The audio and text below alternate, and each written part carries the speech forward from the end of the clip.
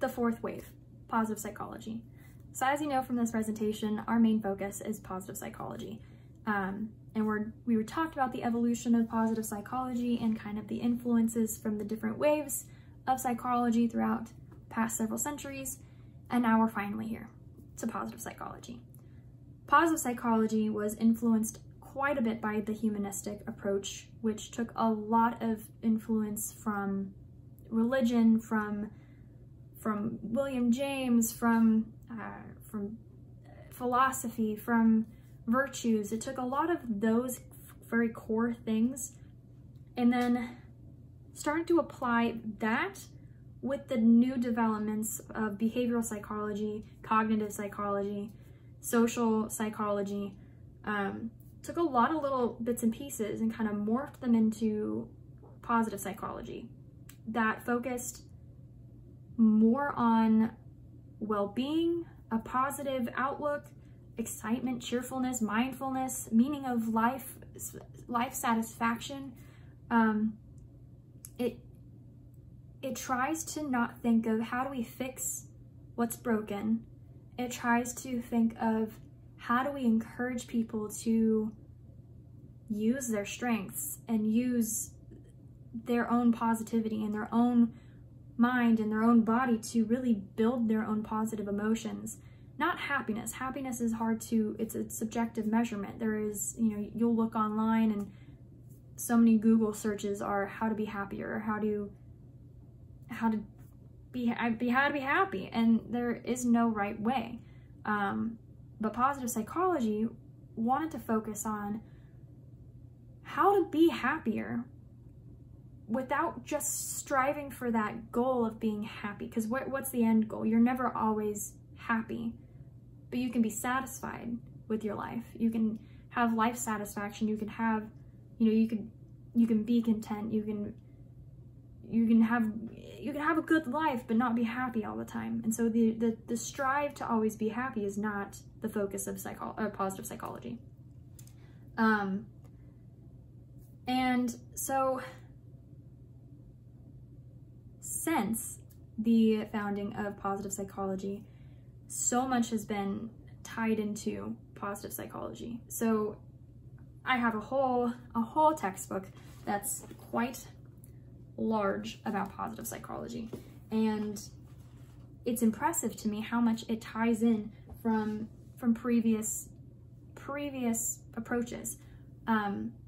For example, enlightenment from Buddha, it takes so much of the history of psychology and really merges it all together into a sunshine approach to psychology, about optimism and gratitude and mindfulness and love and attachment and all these other little things that had been discovered and researched and developed over especially over the last couple centuries, really took all of them and applied them to how to live a better life, a better, more meaningful, more satisfying life. And I'm gonna find a couple examples because it's so important and it's so interesting. So defining gratitude. Gratitude was viewed, so taking it back and pulling in some history. So gratitude is viewed as a prized human propensity in the Hindu, Buddhist, Muslim, Christian, and Jewish traditions. On this point, philosopher David Hume, which we talked about, no, we didn't talk about him specifically, but we talked about that era a little bit earlier during the Age of Enlightenment, went so far to say that ingratitude is the most horrible and unnatural of all crimes that humans are capable of committing, which is interesting. Not only was gratitude seen as beneficial to the individual, but it also serves as motivational force for human altruism. One of the many famous thinkers who commented on gratitude, what's interesting is only Aristotle viewed it unfavorably, which is interesting. But so gratitude is you're choosing to think about people, moments of your life, And instead of looking at them from a negative viewpoint, a negative lens, you're looking at it with appreciation. Looking at little things you probably would have just forgotten about or like glanced over, like not remembered the next day. You are putting on a pedestal of like, these are things I'm grateful for. These are things I appreciated about today. And it makes you more mindful of the little moments that are positive. So often we get caught up in all the negatives. So often we focus on the bad things that happened to us in the day of, oh, I missed the train, I missed this, I got coffee all over me. But we put those things on a pedestal.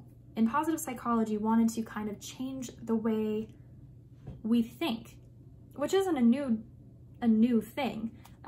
Mindfulness was established way long ago with yoga and taking a step back and observing your own thoughts, observing your own body, observing your own breathing. It's not a new concept, but positive psychology took these older concepts and applied them in a way that made sense for psychology, and didn't just say, oh, this is good for you, but like started to really test gratitude. And how many people, if they could do a test on people that write in a gratitude journal, right? They could write in it, they could make an empirical test on people that write in a gratitude journal, measure up how many people say they are more grateful or more positive. There's a lot of ways you can test it, which was a huge aspect of, or a huge difference between humanistic approach and positive psychology approach, was they moved to more of an empirical data set. I'm gonna find another one because again, there's just so many applicable things.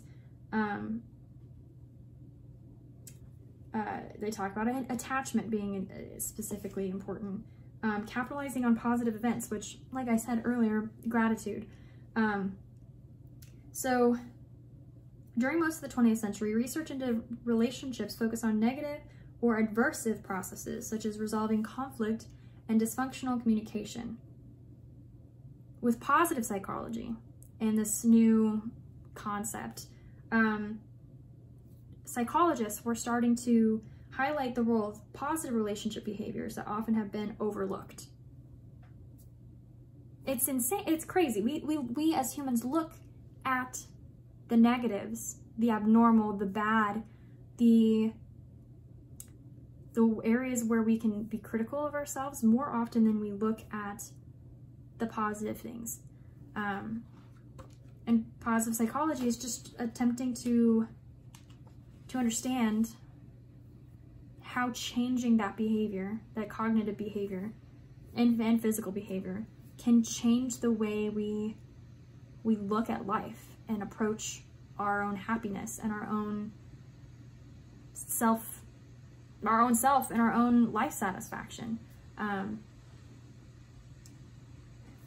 So that's a little bit of it for now, but I'll get into it more in a minute. But yeah, Martin Seligman really hit the nail on the head when he said that this was a very important next step for psychology, was taking everything that we had come up with and learned and developed and discovered in the last 2 centuries especially, and obviously, and plus all the rest of history, but especially